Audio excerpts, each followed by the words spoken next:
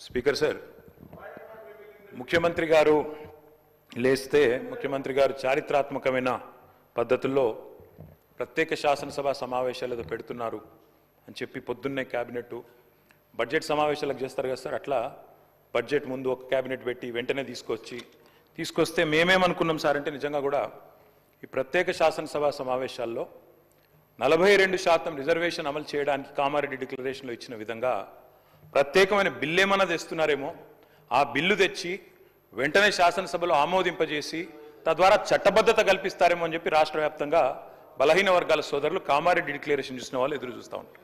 కానీ ముఖ్యమంత్రి గారు ఏం చేస్తున్నారు సార్, ఇక్కడ లేచి ఓ 4 పేర్లు చదివి, అధ్యక్ష మీ ప్రభుత్వం మీద ప్రజలకు నమ్మకం లేదు. ఎందుకంటే రేవంత్ రెడ్డి గారు మీరే చెప్పినారు, సమగ్ర కుటుంబ సర్వే జరిగినప్పుడు తమరిచ్చిన ఉపన్యాసమే మొత్తం యూట్యూబ్లో ఉంది, అన్ని టీవీలలో ఉంది.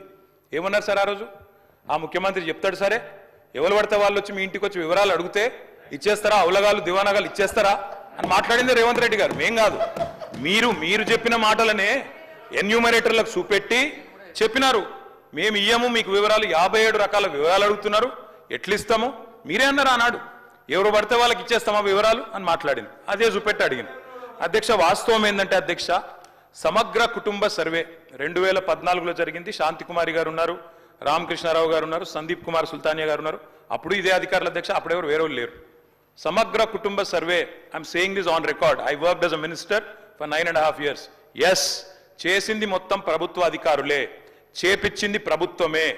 Yes, it is an official document. అందులో ఖచ్చితంగా మేము ఓపెన్ గా వెబ్సైట్ లోనే పెట్టినాం, అసెంబ్లీలో కాదు, చాటుమాటుకు కాదు, పారదర్శకంగా వెబ్సైట్ పెట్టాం. ఆ వెబ్సైట్ లోంచే పాయల్ శంకర్ గారు తీసుకున్నారు. ఏముంది అధ్యక్ష సమగ్ర, ఒక మాట, మీ చేతిలో కూడా అదే ఉంది. ఏముంది అధ్యక్ష అందులో డేటా?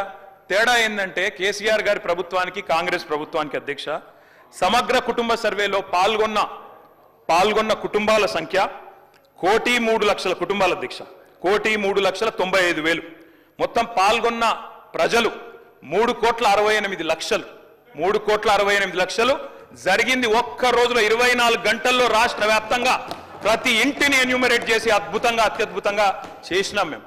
చేసిన తర్వాత ముఖ్యమంత్రి గారు నిజంగా ఎంత మిస్లీడింగ్ గా మాట్లాడుతున్నారంటే అధ్యక్ష, వారు అంటారు అధ్యక్ష ఇంతకు మించిన టాపిక్ లేదు అధ్యక్ష, వారు అడిగిన ప్రశ్నకు తప్పకుండా మా ప్రభుత్వం గతంలో చేసిన పని గురించి వారు అనుమానాలు తలెత్తే విధంగా ఏదైతే మాట్లాడినారో దాని గురించి చెప్పాలి అధ్యక్ష. వారు అంటారు అధ్యక్ష బీసీల సంఖ్య అందులో ఎంత అని. ఎస్, ఆనాడు బీసీల సంఖ్య సమగ్ర కుటుంబ సర్వే ప్రకారం 1,85,61,856, 51%. 51% బీసీలు ప్లస్ అది కాకుండా ముస్లిం సామాజిక వర్గంలో ఉండే బీసీలను కూడా కలుపుకుంటే 10%. మొత్తం ఆనాడు సమగ్ర కుటుంబ సర్వే ప్రకారం రాష్ట్రంలో బీసీల సంఖ్య 61%.